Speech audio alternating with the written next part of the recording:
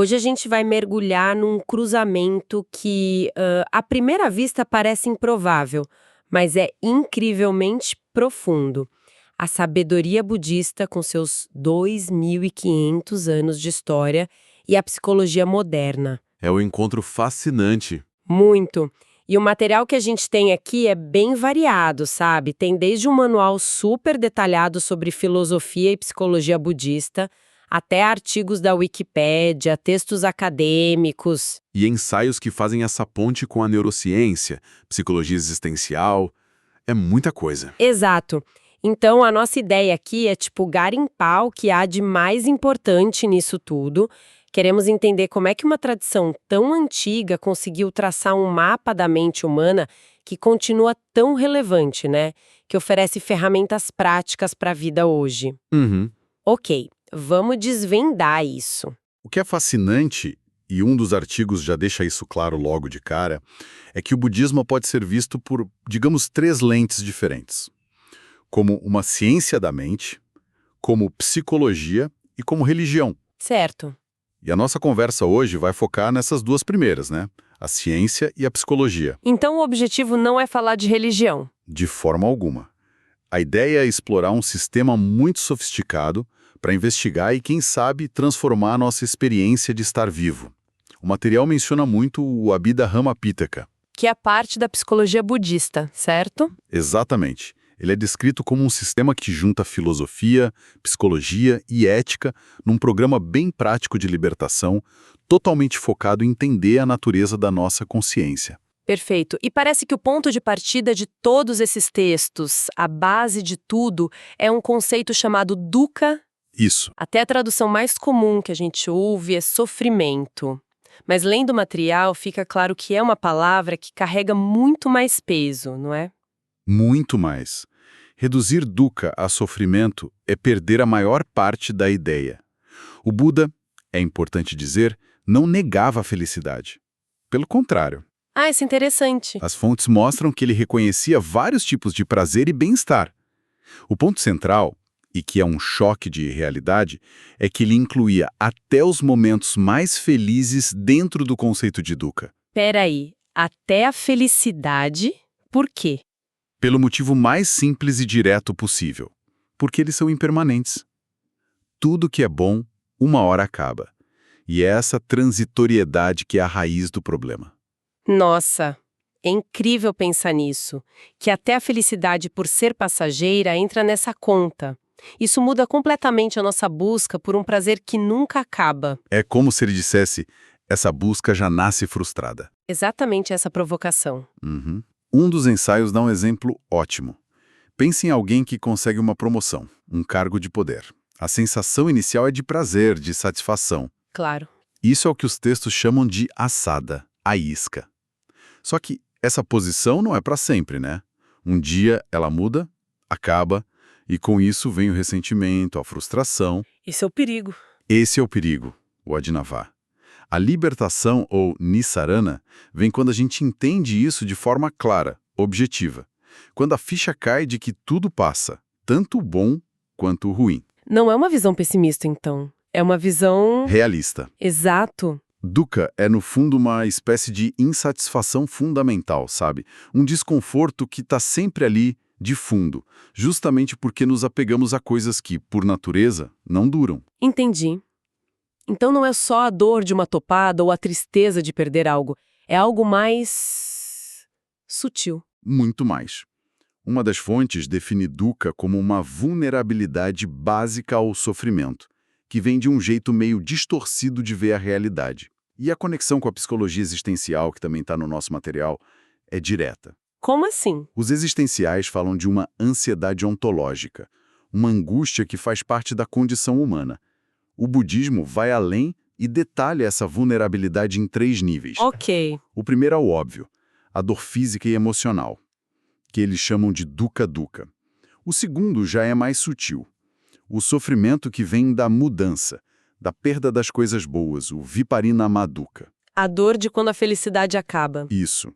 E o terceiro, que é o mais profundo e filosófico, é o sankhara-dukkha, a insatisfação que vem do simples fato de existirmos como um aglomerado de processos em constante mudança, sem ter nada fixo para a gente se agarrar. Certo. Se o diagnóstico é essa insatisfação fundamental, essa vulnerabilidade, de onde ela vem? Por que a gente vive assim?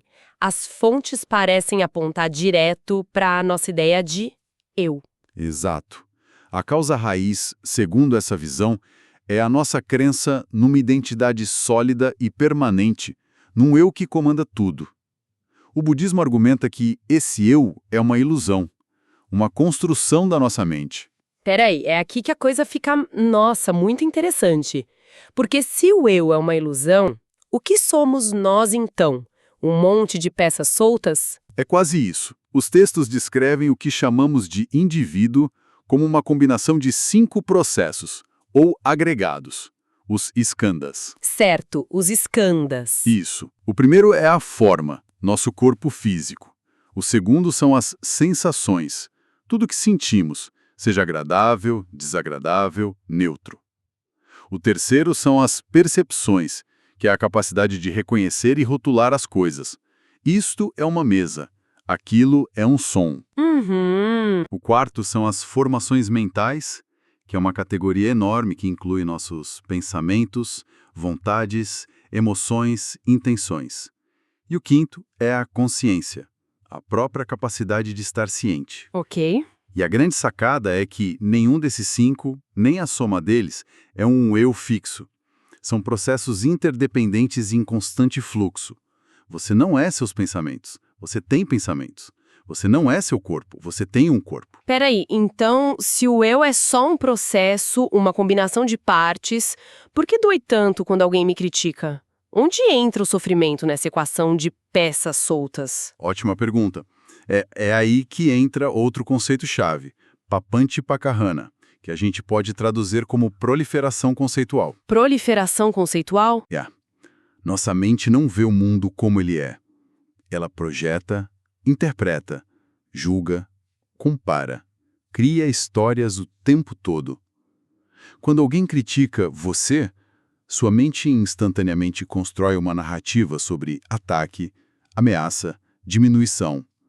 Tudo baseado em memórias, medos e desejos. Entendi. A crítica não atinge um eu real, atinge a história que eu conto para mim mesma. Exatamente. E o motor que alimenta essa fábrica de histórias é Tanya, a sede, o desejo incessante. É o apego a essa identidade construída que nos faz sofrer. Ok, então essa sede ou Tanya é o motor de tudo. Mas o desejo por um chocolate é o mesmo que o desejo por poder ou fama? As fontes fazem essa distinção? Fazem. E de uma forma incrivelmente detalhada. Eles dividem essa sede em 3 tipos principais. Primeiro, a Kama Tanya, que é o desejo por prazeres sensoriais. É o desejo pelo chocolate, pela música boa, por uma maratona de séries. O básico. O básico. O segundo tipo é a Bhava Tanya, a sede por ser, por continuar existindo. Ela se manifesta no nosso instinto de sobrevivência, mas também na busca por fama, status, em deixar uma marca no mundo. É o desejo de fortalecer e perpetuar essa ideia de eu. E o terceiro? E o terceiro, que é mais sombrio, é a Vibhavatanya, a sede por não existência, por aniquilação. É quando o sofrimento é tão grande que surge o desejo de acabar com tudo, o que pode levar à autodestruição ou à agressão. Caramba! É um mapa muito completo da motivação humana. E o que me surpreendeu num dos artigos foi a conexão que ele faz com a psicanálise. O autor compara esses 3 desejos diretamente com as pulsões de Freud. Sério? Com Freud?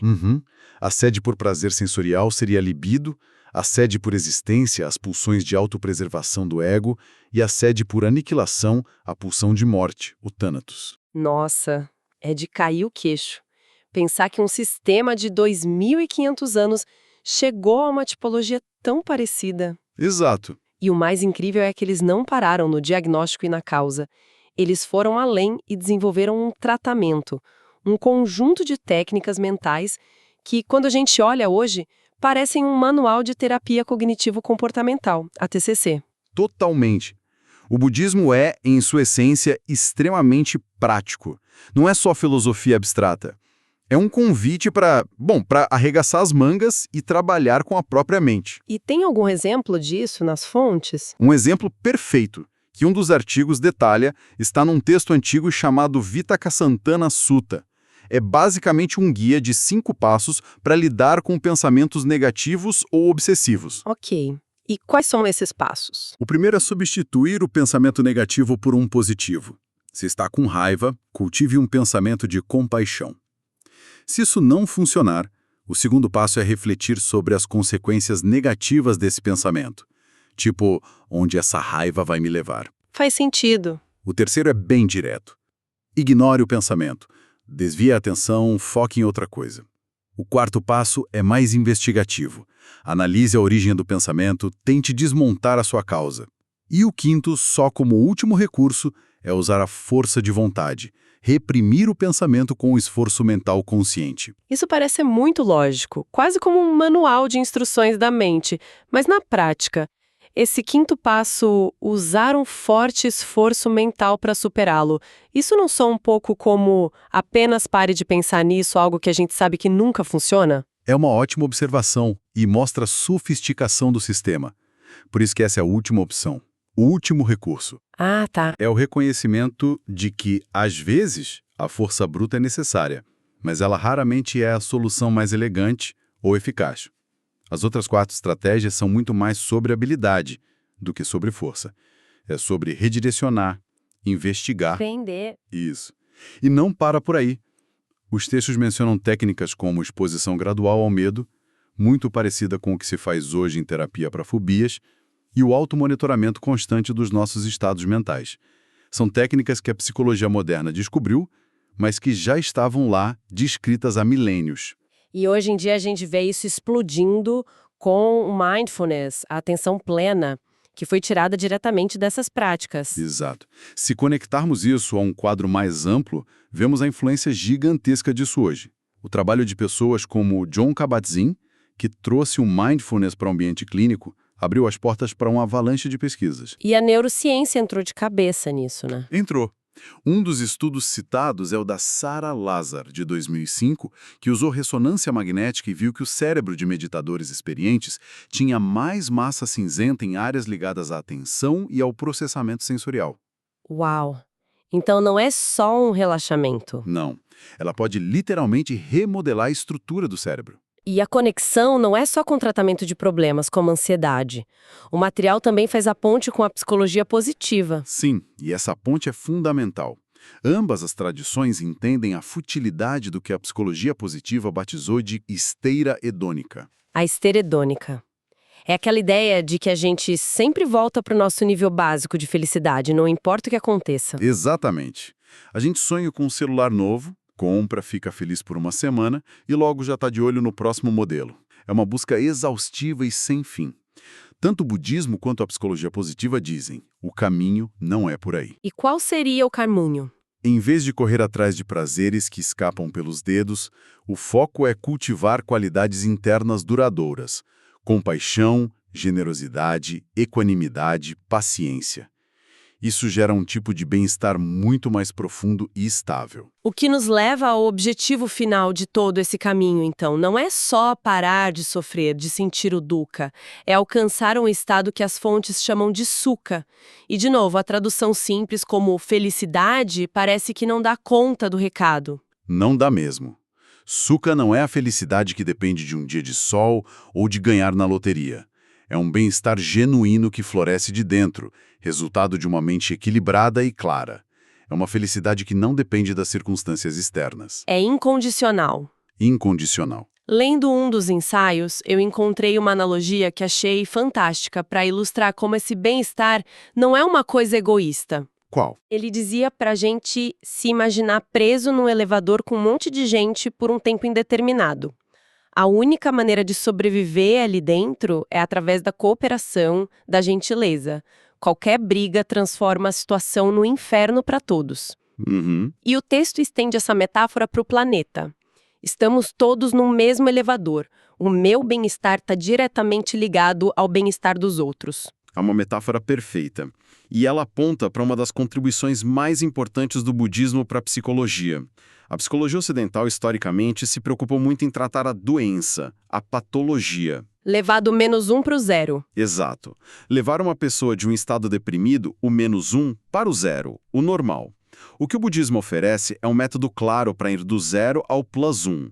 É um programa de treinamento para qualquer pessoa, não importa seu ponto de partida, para cultivar ativamente qualidades positivas e florescer. E o ápice desse florescimento seria o nirvana. Como as fontes definem esse estado tão famoso e, ao mesmo tempo, tão mal compreendido? O nirvana é talvez o conceito budista mais distorcido no Ocidente. Muita gente pensa que é aniquilação, deixar de existir. Um grande nada. E não é isso. Não. Uma das fontes define de um jeito muito preciso. Nirvana é a extinção da ilusão da falsa ideia de um eu pessoal. Não é a extinção da pessoa, é a extinção da ignorância, do apego e da aversão, que são as 3 raízes de todo o sofrimento. É a libertação final daquele ciclo de insatisfação? Perfeito. É isso. Isso me lembra da famosa história do Buda, que ficou em silêncio quando foi questionado sobre a existência do eu. Essa história levanta uma questão importantíssima. Aconteceu assim. Um andarilho perguntou diretamente ao Buda: Mestre, o eu existe? O Buda não disse nada. Silêncio total. O homem, insistente, perguntou: Então, o eu não existe? De novo, silêncio. Depois que o homem foi embora, seu assistente, Ananda, perguntou por que ele não tinha respondido. E o que ele disse? O Buda explicou: se eu dissesse que o eu existe, estaria reforçando a ideia de uma alma eterna, o que vai contra meu ensinamento de que tudo é impermanente. Mas, se eu dissesse que o eu não existe, eu poderia jogar aquele homem no desespero do niilismo, a ideia de que nada importa. Nossa. O silêncio era a resposta mais sábia. Apontava para um caminho do meio, uma verdade que não cabe nas caixinhas conceituais de sim ou não.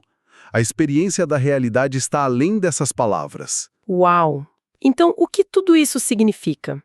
Depois dessa análise toda, fica a sensação de que o budismo nos entrega um diagnóstico cirúrgico da condição humana. Essa insatisfação fundamental chamada dukkha. Sim. Ele mostra que a causa disso é a nossa fixação numa ideia de eu que é frágil e ilusória. E o mais importante, ele oferece um conjunto de práticas incrivelmente sofisticadas para treinar a mente. Práticas que hoje a ciência está começando a validar. Exatamente. É um sistema completo. E para deixar uma reflexão final, tem um ensinamento que aparece em uma das fontes, o Sabbasava Sutta, que é brilhante.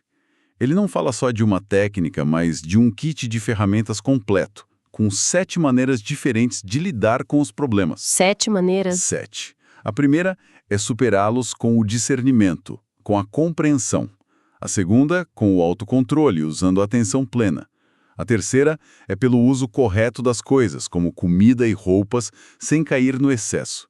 A quarta é pela tolerância. Aguentar o desconforto com paciência. Isso. A quinta por evitar, simplesmente se afastando de perigos desnecessários. A sexta por remover ativamente os pensamentos negativos da mente. E a sétima pelo desenvolvimento de qualidades positivas. É uma caixa de ferramentas para a vida. Exato. E a reflexão provocativa que fica é a seguinte. Em vez da gente ficar procurando uma única solução mágica para os nossos problemas, uma única técnica mental, como seria se a gente abordasse os desafios da vida aplicando conscientemente esse kit de ferramentas? O que aconteceria se, a cada obstáculo que aparece, a gente parasse e perguntasse: para este problema, neste exato momento, qual dessas 7 abordagens é a mais inteligente e habilidosa? Talvez a resposta não seja sempre meditar, mas sim evitar, tolerar, ou simplesmente usar as coisas com mais sabedoria.